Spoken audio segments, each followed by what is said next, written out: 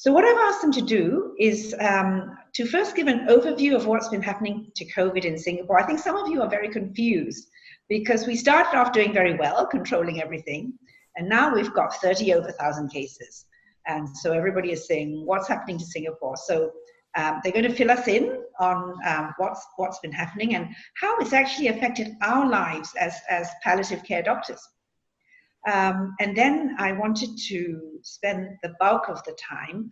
Both of them work in ICU. They are palliative care physicians who concentrate on working in ICU, and I want them to share with us their experiences working in ICU with COVID and with non-COVID patients. Okay, so we start off with Jamie.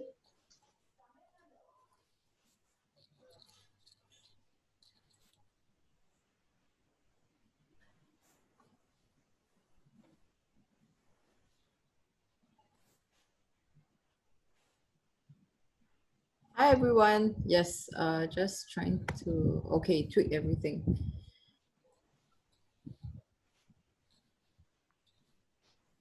Okay, thanks for having me. Thanks, Prof, for inviting Choo, Hwee and I.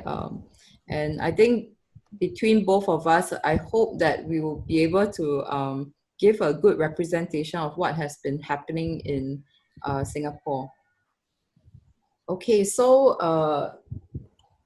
just to share with you, hold on, this is, okay, just to share with you my outline, I'm going to give an overview, a very brief overview of COVID-19 in Singapore, and then later on share my personal experience and reflections about it. Okay, so this is the regional COVID-19 statistics as of today. So if you see at the bottom, I call it called my top, the red dot, because Singapore is usually described as the red dot because it's so small that the red dot marking all the countries on a map is usually bigger than the country itself. So as you can see, although being a small country, we have a very significant number of COVID cases. As of today, we have 35,836. And if you compare that with the cases in the region, with the countries being bigger than us, it's quite a significant number. If you see the death rate, as in the reported deaths is 24, I'll probably tell you later on why the death rates may be quite low proportionately.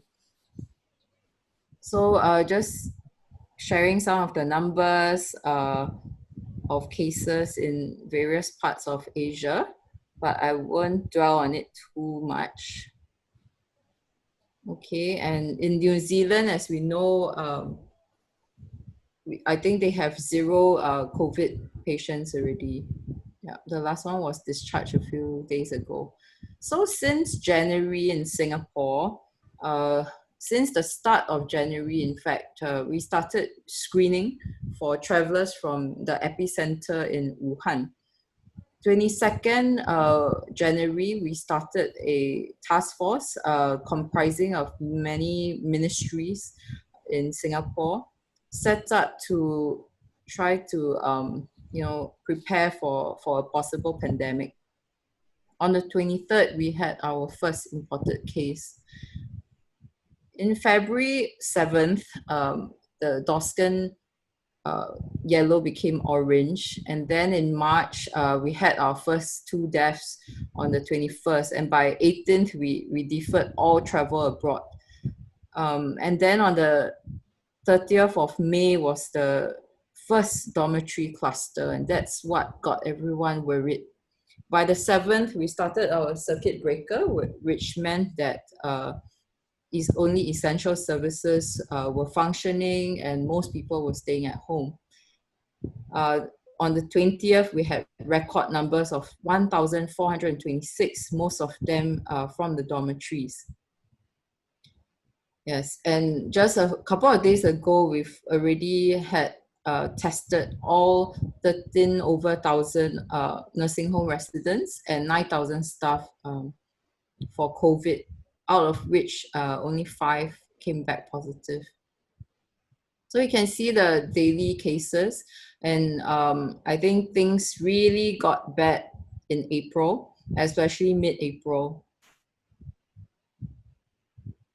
And this is the cumulative graph, so you know that it really started increasing mid-April. The yellow in the graph,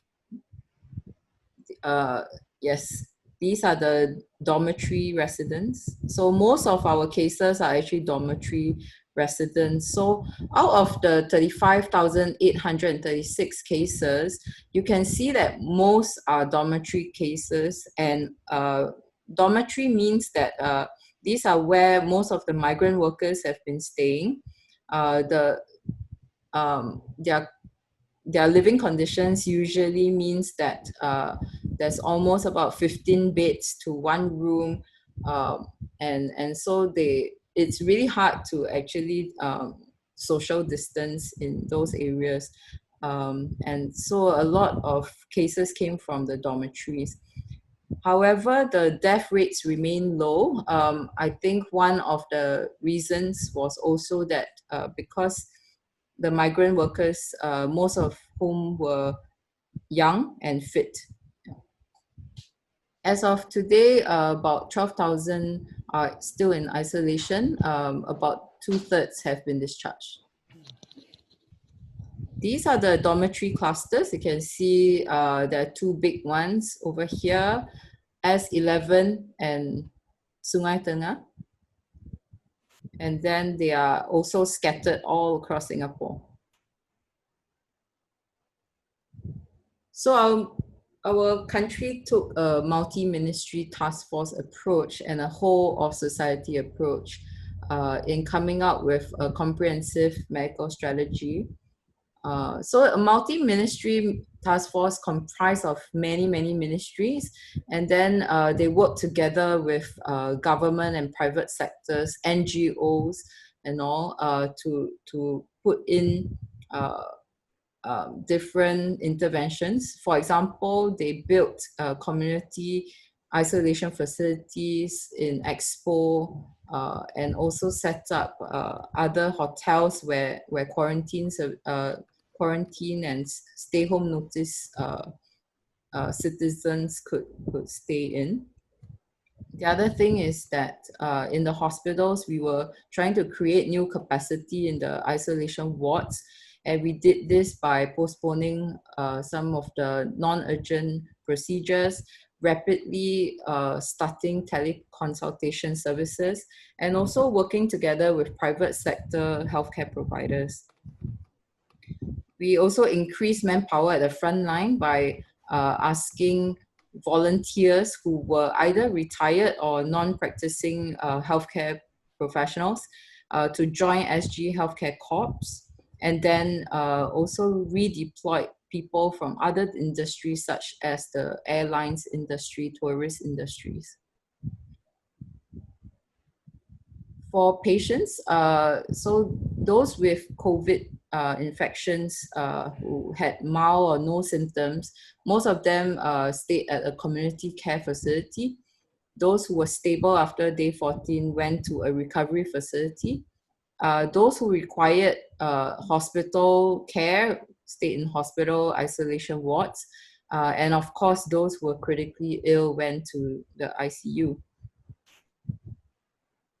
So you can see some of the facilities. So Singapore Expo is a very huge exhibition hall. There are almost about 10 halls in each. This is a picture of one of the halls that was converted to become a community isolation facility. Over here, each room looks like that. And yeah, so April was also the month where Ramadan started, I believe on the 23rd. So they also allowed prayers to be done in the facilities.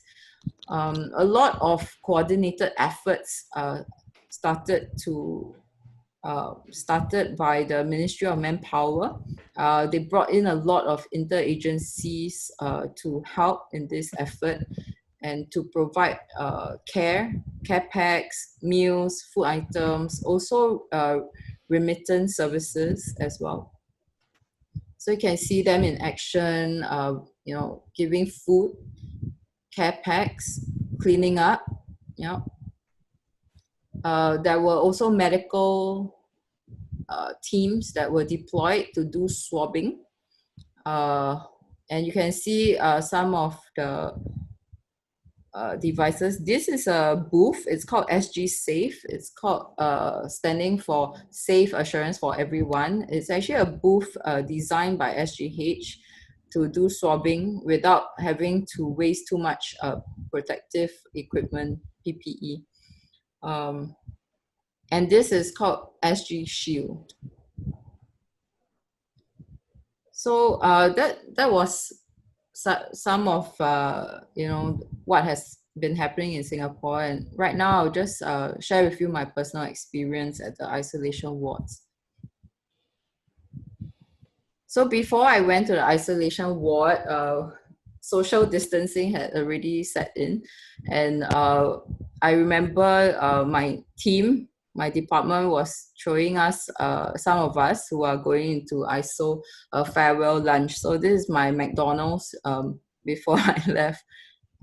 And then because I was worried whether it'll be safe for my parents and also my 3-year-old nephew, I decided to move to a service apartment near SGH for convenience and for safety.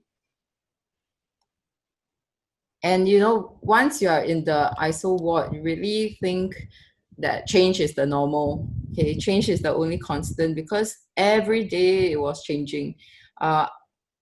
So changes came in the form of your workflows, where of how you transfer your patients to the community isolation facilities. This changed all the time. Even guidelines on which PPE to wear, these were changing constantly. The other thing is that because the nature of work changed for me, usually I'm a palliative care physician. I take care of very serious illnesses. But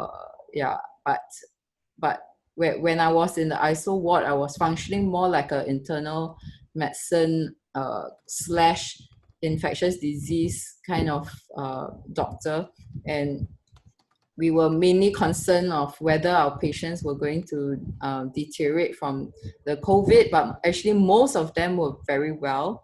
A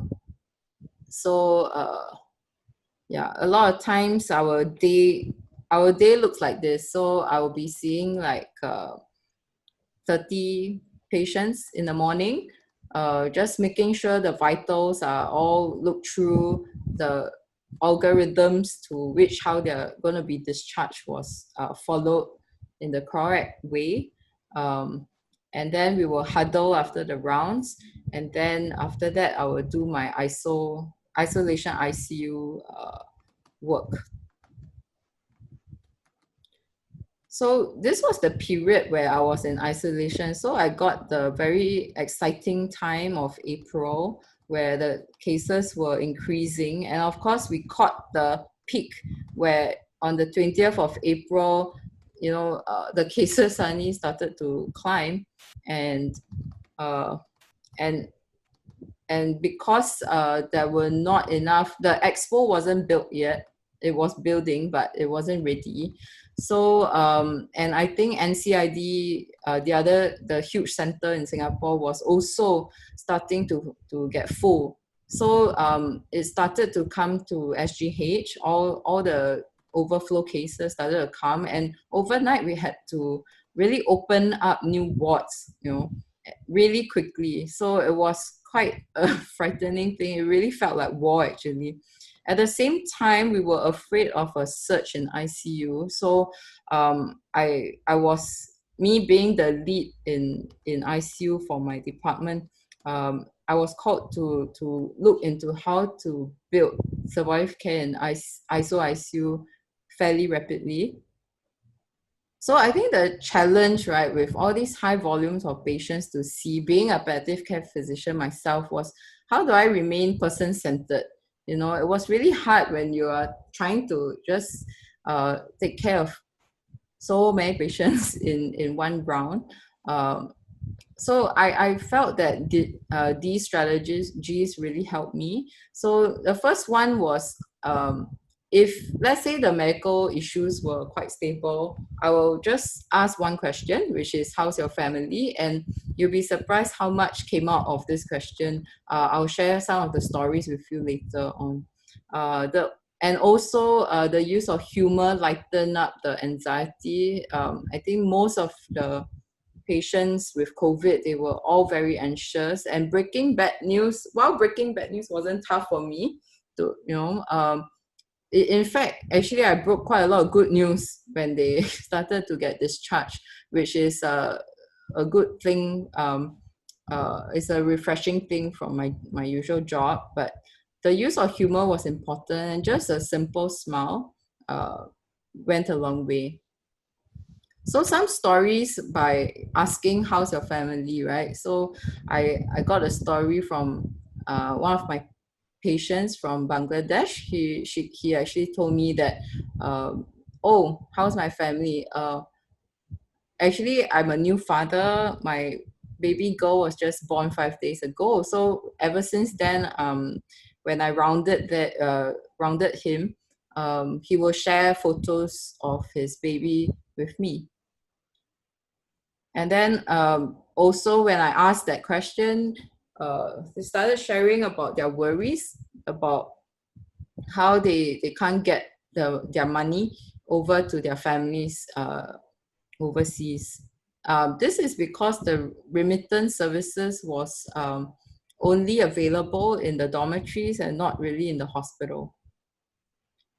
Then another one told me that he lied to his family that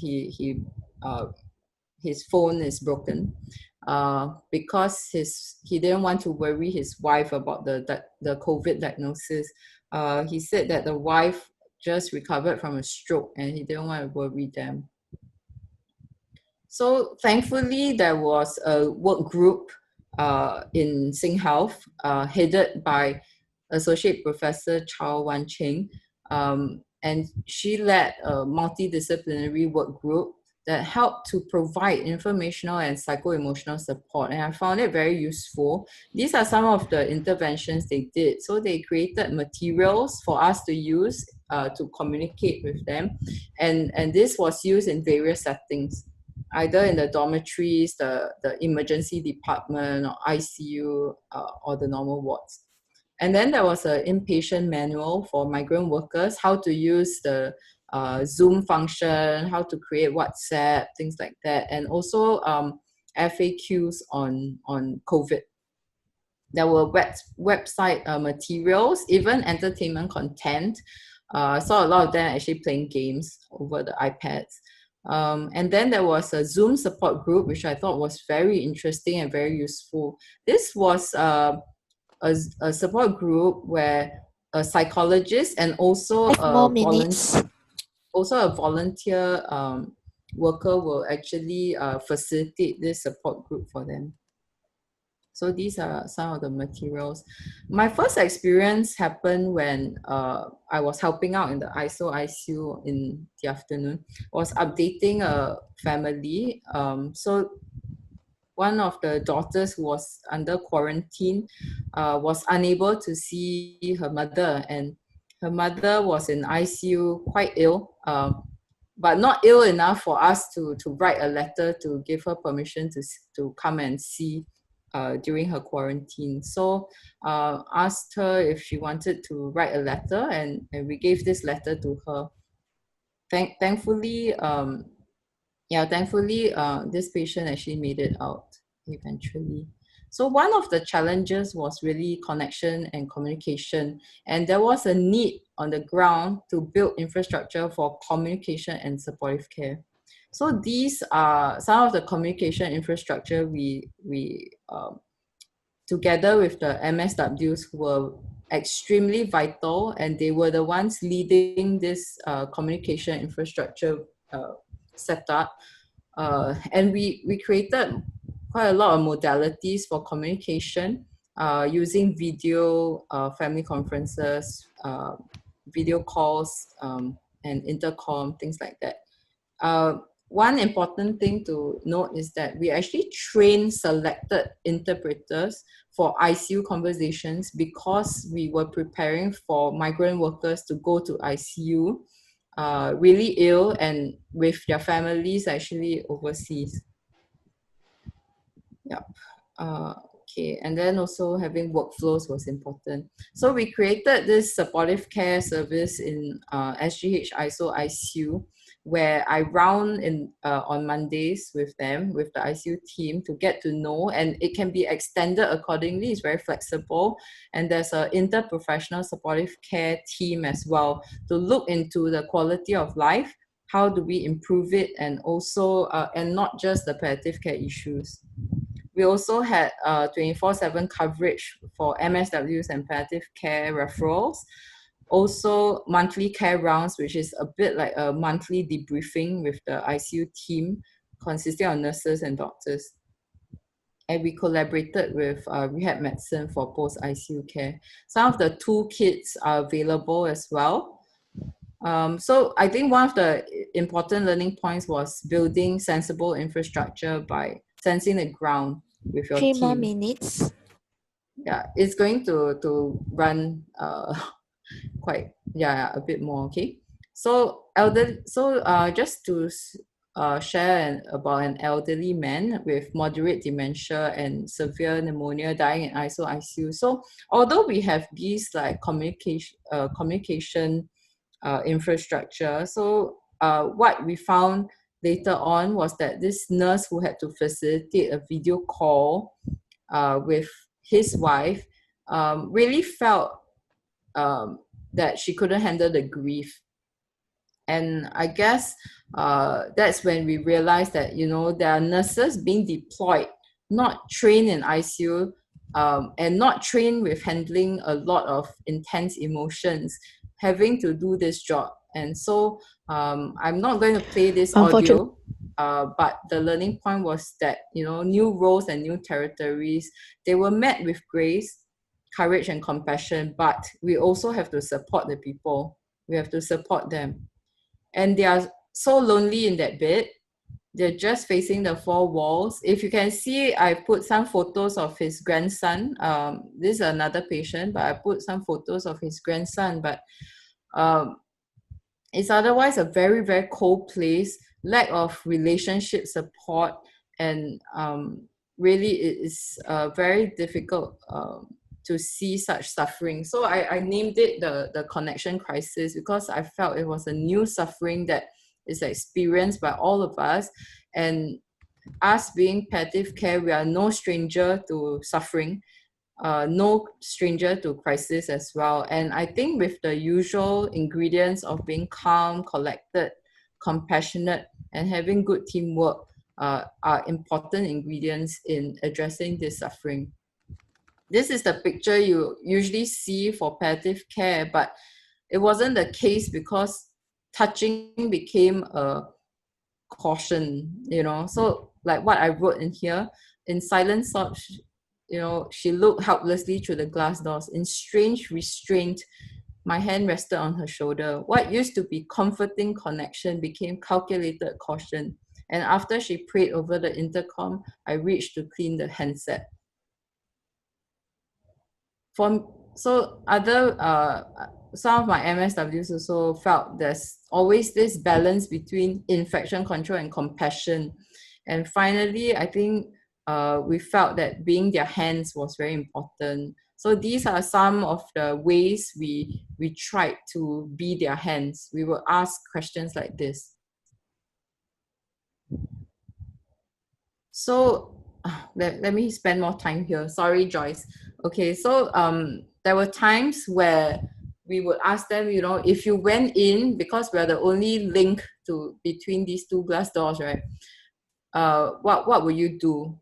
And a lot of times they say, I will clean his eyes, I'll clean his face, I'll put more blankets, he'll be very cold. So these were things that we felt we could do, practical things. there was a patient who died, and the wife really couldn't accept how she can't clean his body. And so what we did was we videoed the cleaning for his wife, and we switched on the audio so that she could say a prayer for him while we did that. So this is almost the last few slides. So don't worry, Joyce, we're on time. It has been a journey of finding a new equilibrium where you feel safe enough to, I'll just read this. So in times like these, in palliative care, we are no strangers to the pain crisis or the dyspneic crisis. In COVID times, we meet a new suffering, the communication crisis or the connection crisis. Times like these, we are the only link between the two glass doors and the phone. Technology can do a lot, but can never replace good old touch. In times like these, we meet strangers and become their caregivers. We become their family. So my last learning point was that it has been a journey of finding a new equilibrium where you can feel safe enough to be their family. With that, I will hand over to Hwee. Thank you very much, Jamie. I think, you were greatly affected by your hosting in ISO. And we also felt very much in tune with you and feel for you. So can we move on to Hwee's presentation?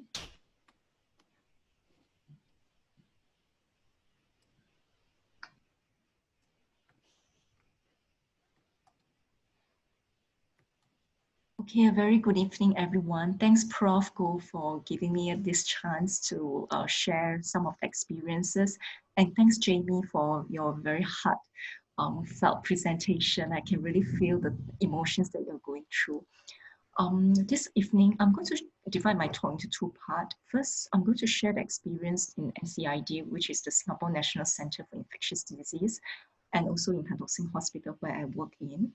I'm also going to focus on the various strategies that we did as we strengthen our collaboration in ICU palliative care, caring for the critically ill COVID patients. Sorry, Hwee, can I ask you to speak a little bit louder? I think some of us have a bit difficulty listening. All right. All right, can you all hear me now? Yes, all right. better. Yes.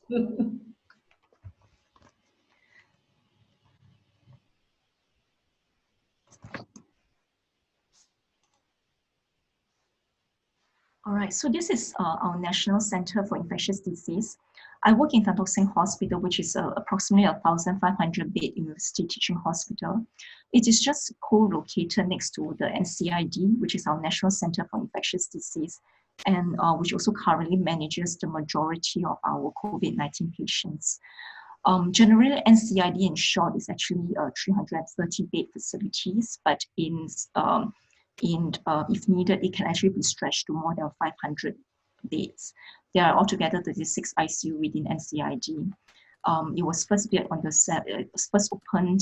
7th of September last year, and 4 months later, Singapore saw its first import case of COVID infection on the 23rd of January, and the following day is NCID admitted the first patient.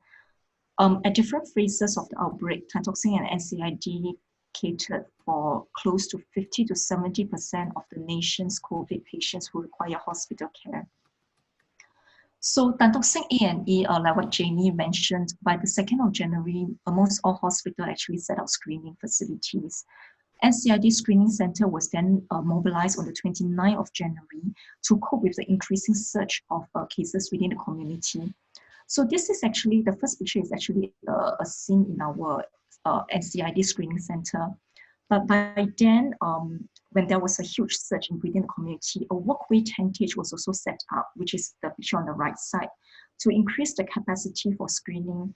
And barely 2 months later from the initial opening of this screening center, the screening capacity was expanded close to 265 seats by optimizing the spaces and workflow within this tentage area, and also fitting various workflow within the screening center.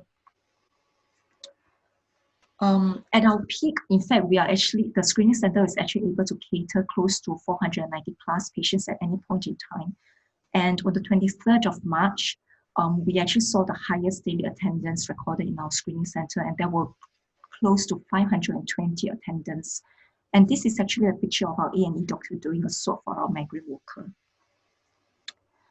So how do we cope with the sheer number of cases? So like what Jamie mentioned, many of the business as usual, rather than the elective operations and elective procedures were really very much cut down during this period of time. So hundreds of doctors across various specialties, namely the surgical specialty in Dato Seng Hospital, was mobilized to go and help out in the screening center. So the doctors mainly come from the surgical department, such as the urology, the ENT, the plastics, and the general surgery. And since Singapore confirmed its first case on the 23rd of January, more than close to 400 plus doctors has already been mobilized to help out in the screening center on a roster basis. As of end May, we have already screened close to 26,000, in fact, close to 27,000 attendees in these screening centers. As of 30th of May, close to 4,000 plus patients has already either confirmed or suspect cases has already been admitted through to the NCID. And this is actually a picture, the first picture actually shows, this is actually a picture of the senior management having a meeting together. And the nursing and support services actually have got to ramp up NCID to its full outbreak capacity of 330 beds. So more than 1,000 full-time FTE, what we call FTE, and staff were actually deployed over from our main Tan Tock Seng site over to the NCID to augment the services there.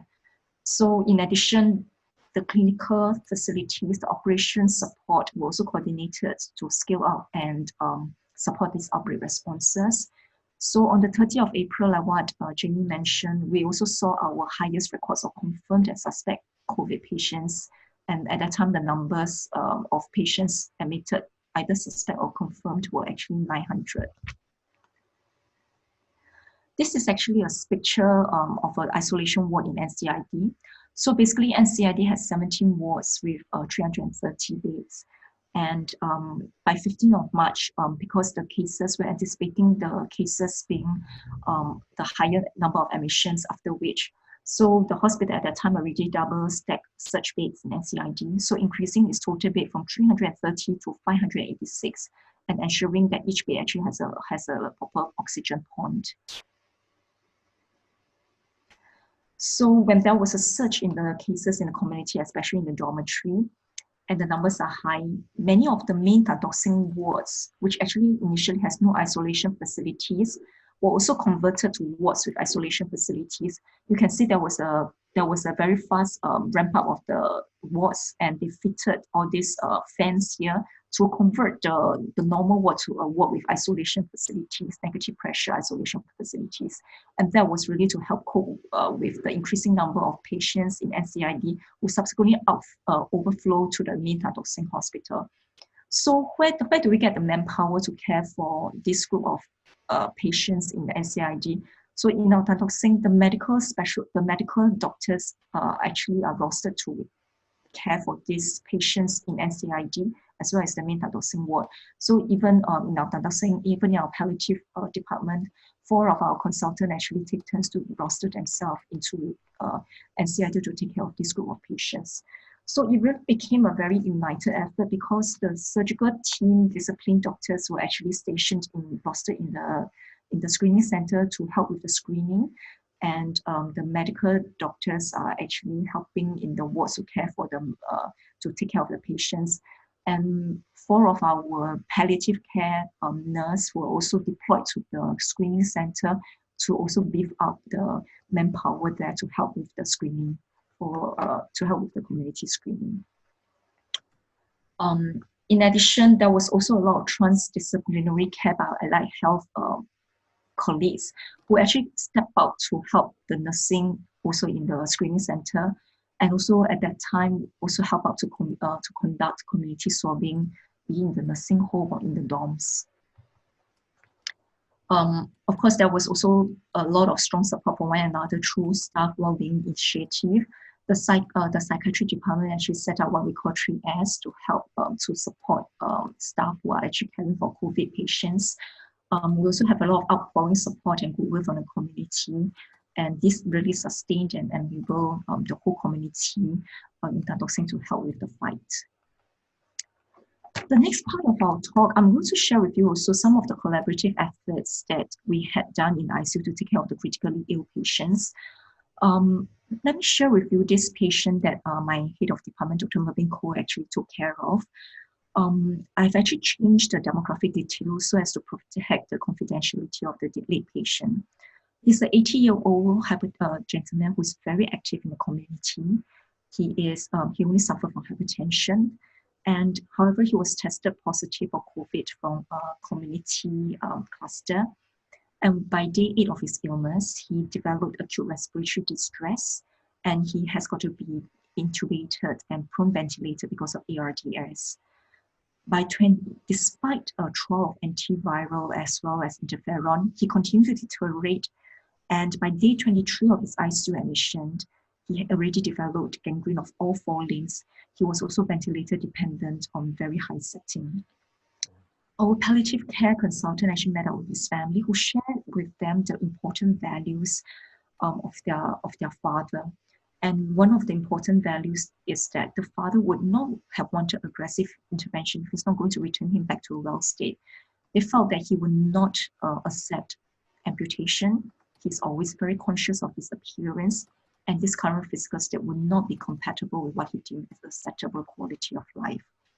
At that time, because of high ventilatory setting, he was very heavily sedated, and his inotrope support was subsequently not further escalated, and he passed away the following day with 3 of his loved ones by his bedside. By then, he was already tested negative for COVID, but his family was still gowned on full personal protective equipment as a precaution. His favorite grandson couldn't be there because of exposure, and he has got to be quarantined. And his body was doubled back in strict compliance with the infection control protocols. Funeral service was not conducted as his family did not expect any relatives to come for his funeral. And he was cremated shortly the day after his death. We called the family 2 weeks later. While the son expressed gratitude for the care the patient has received, he was actually visibly upset by the media attention and by the way the media reported his father's death. I think from Mr. L's story, we know that this pandemic really has undoubtedly changed the way we live, even for the non-COVID patients. And for many patients, it really has changed the way we die as well. So this is actually one of the ICU that is not NCID ICU, because we were actually at that time preparing for a surge. So we also convert our usual ICU to a COVID ICU. So as you can see, there's a human-sized picture there to make sure that people are compliant with their PPE, and even away from it, strictly no visitors beyond this point. So you can really sense the kind of the loss of connection, because in a patient who is critically ill, generally, I think we still need the connection, we still need the companionship of our family. But in this era, there was actually strictly no visitors beyond this point. From the patient's perspective, right, it is actually very, very challenging, because most of these patients are very well prior to admission. And unfortunately, their admission to ICU is usually preceded by very, very rapidly progressing respiratory failure, and many require sedations because they're on prone ventilations, and that precludes actually any meaningful conversation, and also leave very little opportunity for closure of any unresolved affairs. And on the family, the physical and emotional isolation really takes away very meaningful interaction, which otherwise would have been therapeutic in normal times. The grief may be intensified by the lack of opportunity to prepare for their loss and the inability to be physically present to say goodbye. And also the highly contagious nature also translate to some of the family members being infected or under strict quarantine orders. And I've also heard stories of patients' body being actually in the mortuary and waiting for the families to be out of their quarantine before they could actually bring their patient's body back for proper funeral services. I think from the community perspective, funeral is usually an opportunity for the community to process the losses and to say and to support those who are still living. But really, this pandemic has disrupted many of these rituals. And even during the circuit breaker and currently as Singapore enters phase 1 of reopening, the law still mandates that there shouldn't be more than 10 people gathered during any funeral services. And also, intrusive and insensitive media reporting may really deny family members of this much needed privacy, as what our patients' family shared with us. To date, we have already, worldwide, we have already hit more than 6 million mark, and Singapore has already seen 24 deaths. And internationally, many of the critical care facilities are actually also focusing on expanding their capacity to prepare for the increasing numbers of critically ill patients. This is a publication by Journal of Pain and Symptoms Control, but they shared how they incorporate palliative care into emergency ICU care as well as critical care areas to address goals of care and to support patients and their families. Around the globe into Switzerland, it is actually stated that all dying patients should have access to palliative care. So learning from Mr. L's story, we also want to share with you all what are the things that we do as we integrate palliative care to a COVID ICU. So it is also said that ICU is the last line of defense. So we do believe that palliative care really has an important role to complement intensivists in the care of dying patients who are actually facing high mortality and morbidity. So what in our hospital, what we do is we actually have very early conversation between palliative care and ICU leadership.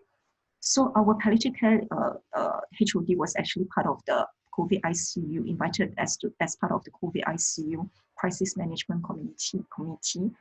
And it is also very important to obtain buy-in for palliative care by emphasizing the contributory role that we can play in supporting the ICU team. We are also, one of our deputy HOD was also, Dr. Neo was also in charge of the ICU triage committee.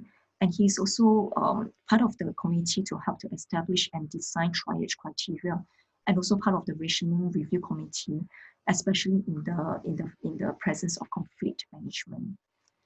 So, I mean, palliative care physician, we are all trained in assessment of symptoms control, assessment and management of psycho and spiritual distress, and also communications pertaining to goals of care. And we can actually have a role to play in terms of helping to care for critically ill patients, be it in the ICU and also in the post-ICU care. So we came up with this checklist. 5 more minutes. Thank you. We came up with this checklist to help to screen patients so that patients with palliative care needs can actually be referred to us early. So our COVID ICU team, palliative team will do screen the patients almost on a regular basis, and also checking with the consultant ICU team as to who are the patients that we can actually help to support. So the first domain of the screening really is patients with poor candidate for ICU care, whereas continuity in intensive care will not confer overall benefits, such as patients with end-stage organ failure, stage 4 malignancy. The second domain is poor treatment response, such as patients with very advanced multi-organ failure. Thirdly is patients with very poor and dissipated quality of life, such as patients with very severe and serious stroke. Last but not least is patients who are decisional conflict, for example, patients with complex family dynamics that impact life-sustaining decision-making process. We also have regular combined palliative care around ICU rounds, and this actually provides a huddle between the various members of the family, the care team, to ensure that the care team is aligned to prognosis, realistic treatment goals, and how to address engage distressing families. It is important also to engage family early. So for those patients, we actually engage the family through teleconferencing and also meet the family face-to-face, and we schedule meetings in the social worker's office, which is away from the ICU, so that we can mitigate the communication barriers posted by strict visitation policy.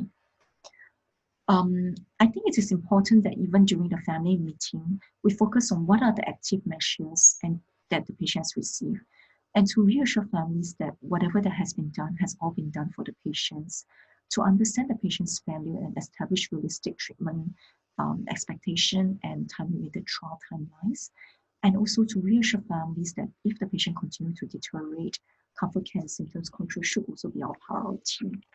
We also came up with this terminal extrication protocol for to prepare patients and family, so that in case you're getting soft again. Can you please speak louder? Okay. We also provide. We also came up with this flow chart for withdrawal of mechanical ventilation, so that to prepare patients and families and the medical team on what are things and the symptoms to look out for, and to manage good symptoms control after withdrawal of ICU care. Next important thing is also the post-ICU period. In order to maintain continuity of care, the same palliative care team will follow the patient and the family through in the post-ICU period.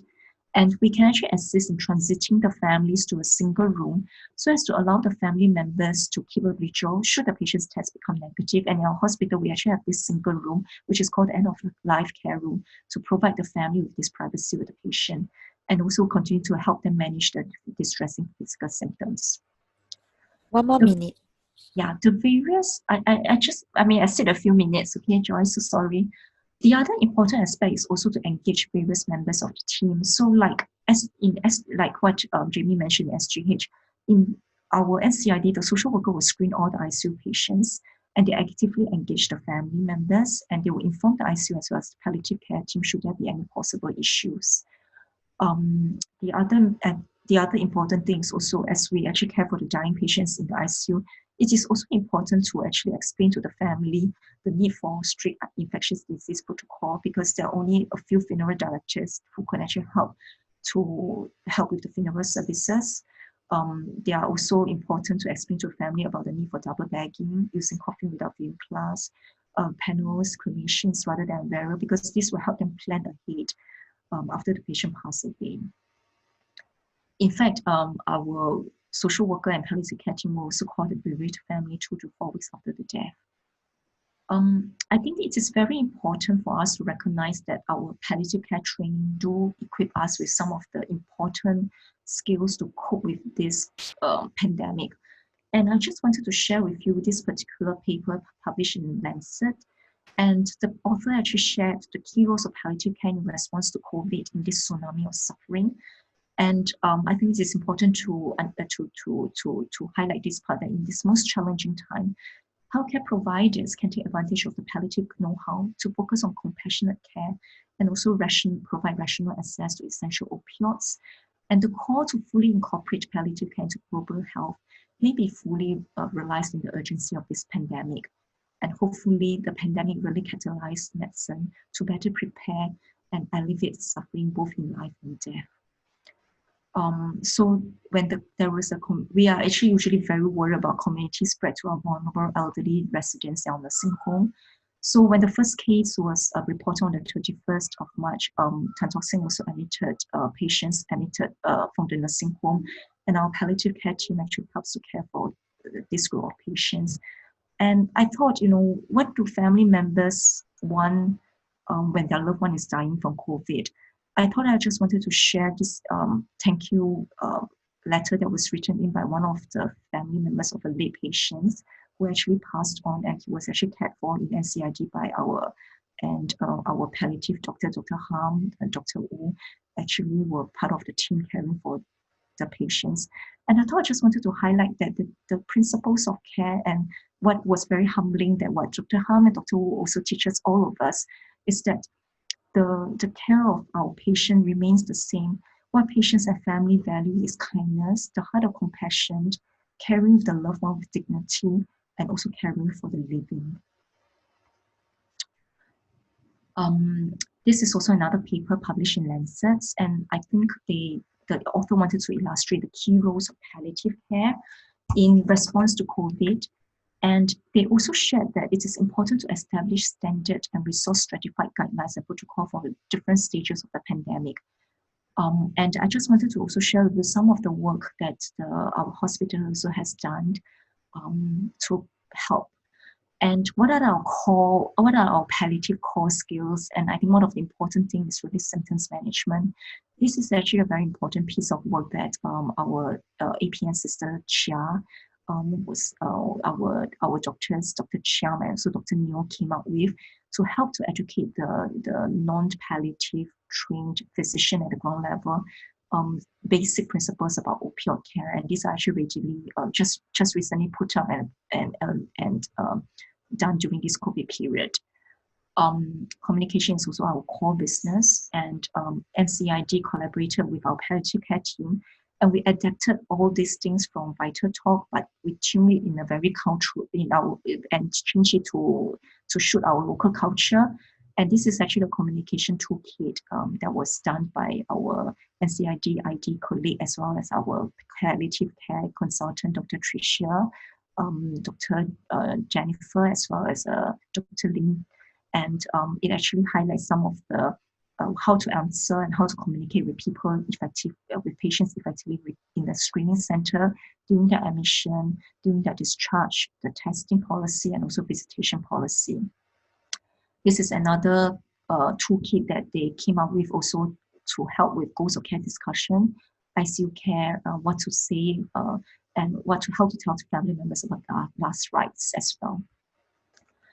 Advanced care planning is also our core business. So Dr. Raymond Ng and his palliative and his ACP team came out with this new initiative called Talk with Power, Listen with Care, so as to highlight the importance of early conversation, especially for the elderly patients and patients with life-limiting illness who are infected with COVID.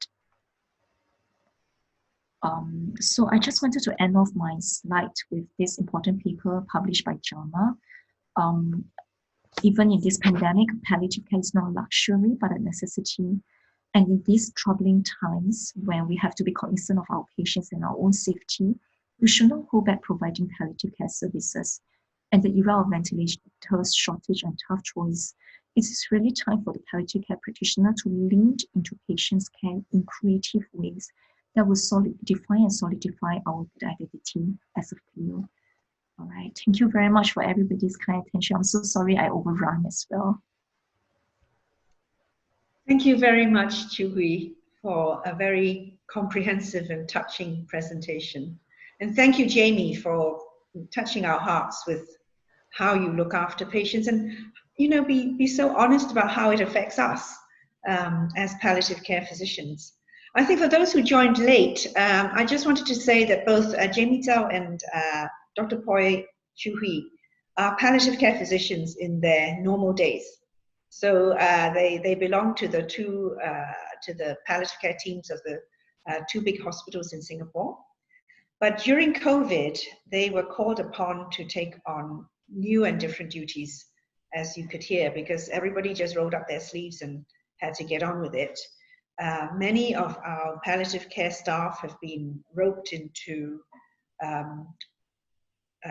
ordinary COVID duties.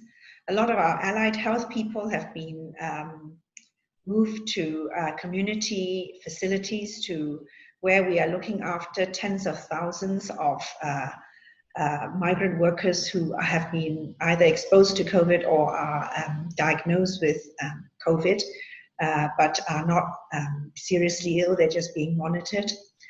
I think for those who missed the beginning, where Jamie talked about the care of migrant workers in dormitories in Singapore, we have around 300,000 migrant workers in the construction services. And many of these live in, instead of living scattered in the community, they live in very large dormitories, which sometimes house up to 20,000 migrant workers at a time. Once the COVID got into these communities, it was very difficult to stop the spread of infection. And that was how Singapore ended up with over 30,000 COVID infections. I think some of you asked about the death rate. I think our current number of deaths despite 36,000 COVID infections, is about 24. Is that 24? Because we count it every day. There's a notice out from the government that tells us how many people actually die. And many of you would have asked, why is the death rate so low? Part of it is because the migrant workers are young and most of them are fairly healthy. But I think what's important to emphasize is that everybody is treated equally for COVID. We don't distinguish between our citizens, our elderly, or our young patients.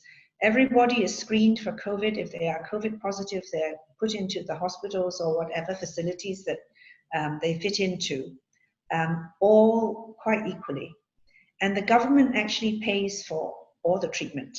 So nobody has to worry about, hospitalization costs or treatment costs, because that's all borne by the national budget. So I think it's important to realize that, COVID is such a leveler. It can hit anybody of any age, of any social class. And I think it's only right that everybody is treated equally in the healthcare system. So I hope that you have a glimpse into what our experience is in Singapore. And thank you, Choo and Jamie, for giving us very personal insights into what's happening to you and what's happening to our services. I think I will allow a few questions. We'll run over by about 5 or 10 minutes, because I'm sure there are people who would want to comment and have some questions. The other thing to say is that this talk has been recorded, so it will be on the APHN website. So if you want to see some of those slides, for example, some of those guidelines and work that the teams have been doing, you can go to the recordings and actually take down some of that information.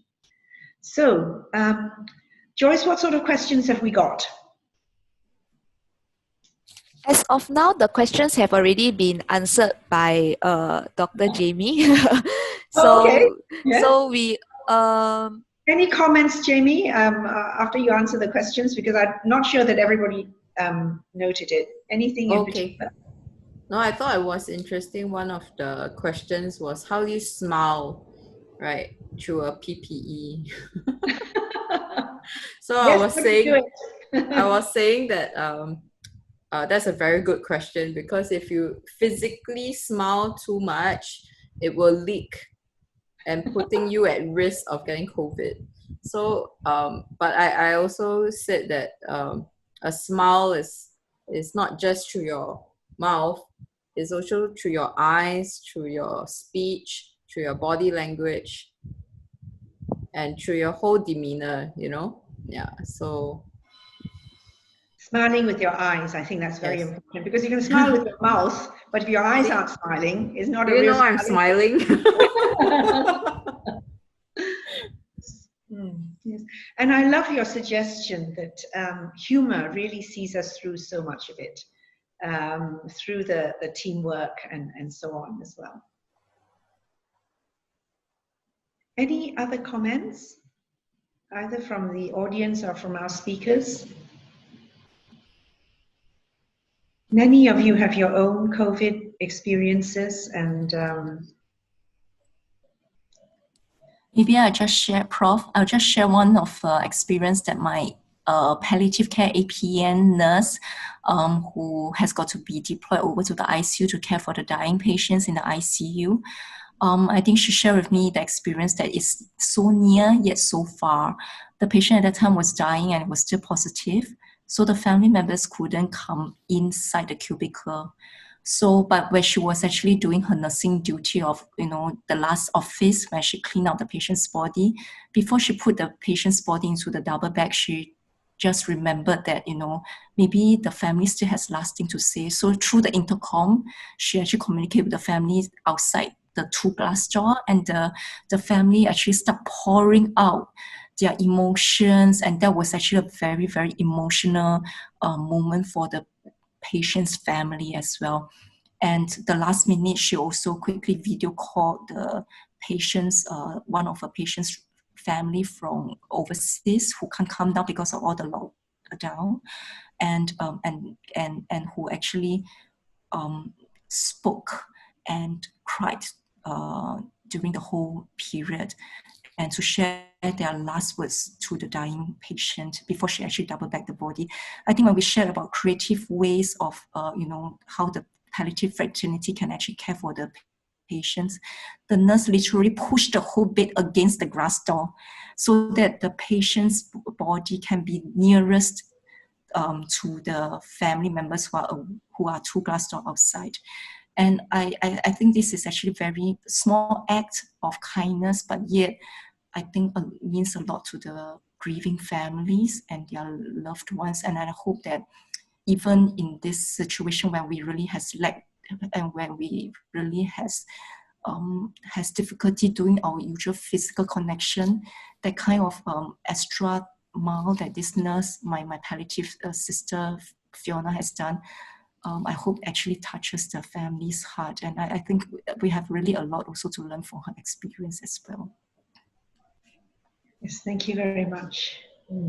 Maria, you have a question about prognostication. What about it? Yes, please, Maria? Prof. Santiago. Yes, hi. It's quite interesting about the joint task that you have with the ICU team. You are talking about prognostication. Sometimes the way we make prognostication is different between palliative care and other specialists. So what tools do you use in prognostication for COVID patients?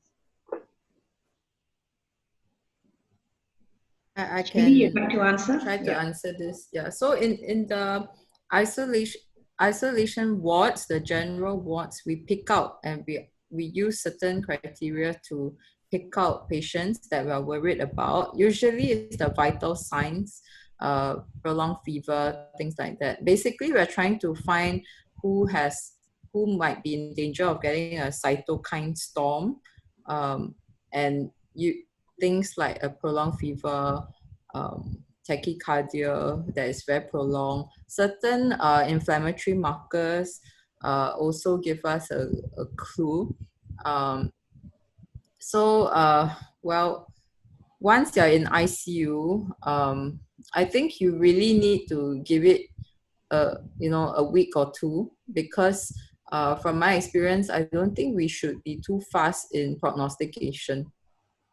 We shouldn't be too fast in prognosticating, but there are certain tools that we have been using in ICU for some time. We have been using the Apache 2 score, we've been using SOFA scores, which are all available on your when you Google like certain calculators, you can find them on there. But like in my experience, I feel that because we don't know enough about this illness, we should try to be cautious when we prognosticate them. So for example, I had a patient who we all thought was quite gonna have a very poor prognosis because he started to bleed in his brain. But after we extubated, he actually got better after a week or two, and he's now talking, So some of it, because it's a cytokine storm, some of it can be actually reversed. Some of these conditions can be reversed. I guess if the etiology is very irreversible, then I think you can prognosticate. So the usual like multi-organ failures and things like that, which is all in the SOFA scores and the Apache 2 scores. Yeah. I might add for context that Singapore has not suffered a surge in that overwhelms the healthcare service. We prepared for a surge, but when the surge came, we did not have any problems to cope with it. So everybody who needed ICU care got ICU care. But there were people who never went into ICU. I mean, for example, those residents from Lia Mui Home, the elderly nursing home residents, who some of them were 100 years old or 93 years old. They were never taken into ICU. So how was that decision taken? Choo, you'd like to take this? Yeah. Generally, the decision to admit the patients to ICU or not, I think this was also done in a discussion with the family members. And from what I understand, from what I heard, the patient's premorbid functions were actually also fairly poor. And the family also, this was actually discussed with the family, and they also felt that it would not be in keeping to send the patient to ICU. And finally, the geriatrician in charge of the patients and the family decided for maximum care in the general ward facilities. So generally, the admission to ICU care really will also not be determined that, you know, all COVID patients should admit to ICU, but rather what would be the goals that we hope to achieve for our patients, and the premorbid functions and the patient's values. And these are all discussion that was actually actively engaged at the ground level at the point in time. Yes, thank you very much. I think we have just about come to the end of our time. And I hope that, you know, many of us were very touched by, you know, your sharing of your experiences and your stories, Jamie and Hwee. If you'd like to listen to a recording of this, as I said, this recording of the whole Fireside chat will be available on the APHN website. And you can take down some of the details about some of the work that they have done to, for example, the communication tools, the workflow tools that might be useful in other circumstances. So thank you very much for joining all of us. Thank you for taking part in this Fireside chat. I hope all of you will stay well and keep safe until our next chat. Thank you very much. Bye-bye. Thank you. All right. Thank you very much. Thank you, Joyce. Thank you, everyone. Goodbye. Have a great Bye. day. Bye.